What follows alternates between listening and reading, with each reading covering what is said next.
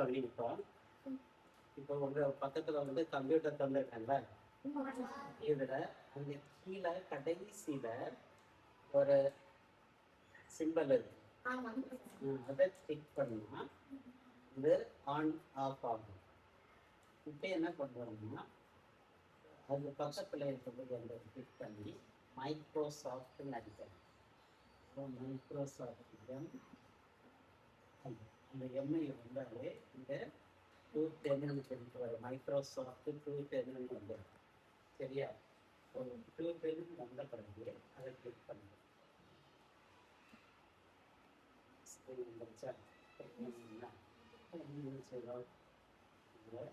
ஸ்க்ரீனுக்குள்ளே இருக்குது. இனிமே நீங்கள் என்ன செய்யணும்னா டைப் பண்ணுங்க. டைப் பண்ணும்போது நீங்கள் அந்த இங்கிலீஷ் லெட்டர்ஸ் படிச்சுக்கிட்டீங்க. அந்த இடத்துல ஏதாவது நீங்கள் டைப் பண்ணிட்டாங்க உங்கள் பேர் கூட நீங்கள் சரியா? ஓகே.